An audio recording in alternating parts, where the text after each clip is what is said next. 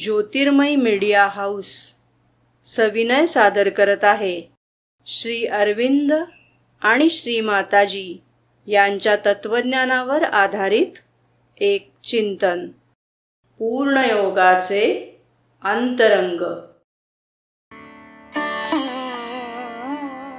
नमस्कार.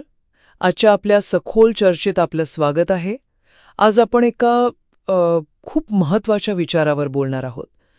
त्यात असं म्हटलंय की आपल्या बहुतेक समस्यांचं म्हणजे आपल्या दुःखाचं मूळ कारण ते म्हणजे आपण स्वतःलाच ओळखत नाही. अगदी. आपण ज्याला मी म्हणतो ना, ते खरं मी नाहीये असं वाटतं. चला हे जरा उलगडून पाहूया. हो, नक्कीच. म्हणजे बघा की आपण ज्याला सामान्यपणे माणूस म्हणतो किंवा समजतो, तो खरं तर मनोमय पुरुष आहे. म्हणजे काय ना? म्हणजे तो असा जीव आहे जो मुख्यत्वे आपल्या प्राणशक्ती आणि आपलं जे भौतिक शरीर आहे त्यांच्या इच्छा आकांक्षांचा, त्यांच्या प्रेरणांचा गुलाम आहे. अच्छा. आणि समजा तो यांचा थेट गुलाम नसला तरी तो स्वतःच्या मनाचा गुलाम असतोच. मनाचा गुलाम? हो, म्हणजे मर्यादित मन, जे अनेकदा अपूर्ण कल्पनांनी, कधीकधी चुकीच्या धारणांनी भरलेलं असतं, त्याची गुलामी. पण हे गुलाम असणं म्हणजे रोजच्या जगण्यात हे कसं दिसतं? काय अर्थ घ्यायचा याचा? म्हणजे असं बघा की आपण सतत विचारांच्या मागे धावत असतो. हो. भावनांच्या एकदम आहारी जातो. शारीरिक गरजांनाच कधीकधी सगळं काही मानून बसतो. बरोबर. हेच ते.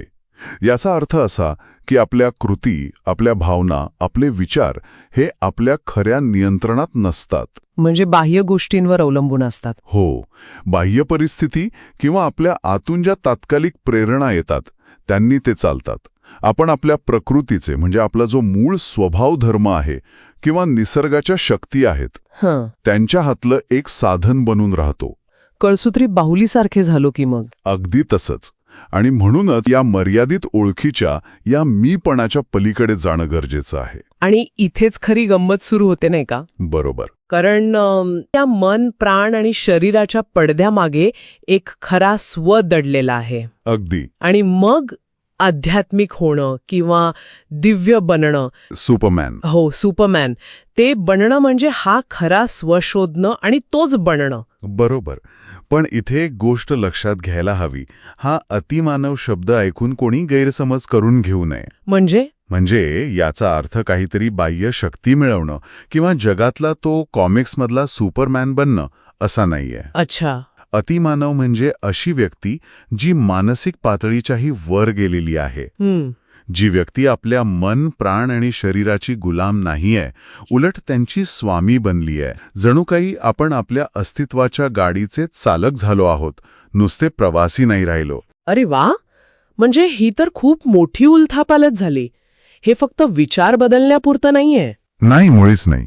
हे तर संपूर्ण अस्तित्वच बदलण्याबद्दल बोलतोय आपण.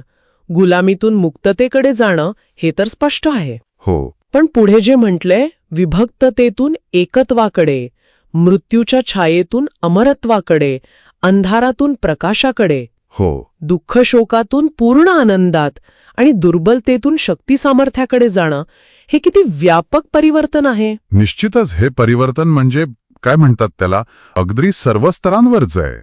म्हणजे आपल्या रोजच्या जीवनातले जे छोटे छोटे मानसिक त्रास असतात त्यांपासून मुक्ती मिळण्यापासून ते अगदी अस्तित्वाच्या मोठ्या प्रश्नांपर्यंत हा बदल जाणवतो. अतिमानव बनणे म्हणजे अनंतत्वात जीवन जगणे. अनंतत्वात? हो. आणि तरीही या शांत म्हणजे फायनाईट जगातल्या गोष्टींवर नियंत्रण ठेवणे. अच्छा. ईश्वरामध्ये जगणं आणि त्याच्या अस्तित्वात स्वतःची एकरूपता अनुभवणं, हे सगळं मिळून जो अनुभव येतो तोच खरा स्व आहे. थोडक्यात सांगायचं म्हणजे असं म्हणता येईल, एका बाजूला आपली सध्याची स्थिती दिसते, आपण कसे मनाचे, प्राणाचे, शरीराचे कळसूत्री बाहुले झालो आहोत. आणि दुसऱ्या बाजूला एक शक्यता दिसते, एका मुक्त, शक्तिशाली, आनंदी आणि एकात्म अशा अतिमानव स्थितीची, जी आपला खरा स्व आहे. अगदी अचूक मांडलं. या चर्चेतून हे एकदम स्पष्ट होतंय, स्वतःचा खरा स्व बनणे किंवा अतिमानव होणे. पण मग एक स्वाभाविक प्रश्न मनात येतोच. कोणता? की ही कल्पना तर खूप आकर्षक आहे, हे ध्येय खूप मोठं आहे, पण या मनोमय, प्राणमय आणि शरीरमय पुरुषाच्या गुलामीतून प्रत्यक्ष सुटका कशी मिळवायची? हा महत्वाचा प्रश्न आहे. हो, त्या स्वामीपदापर्यंत पोहोचण्याचा मार्ग नक्की कोणता असेल यावर कदाचित आपल्याला पुढच्या वेळी अधिक विचार करावा लागेल. बरोबर.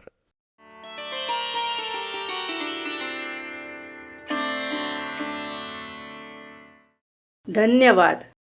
उद्या पुन्हा भेटूया आपल्या ऑरो मराठी चॅनलवर.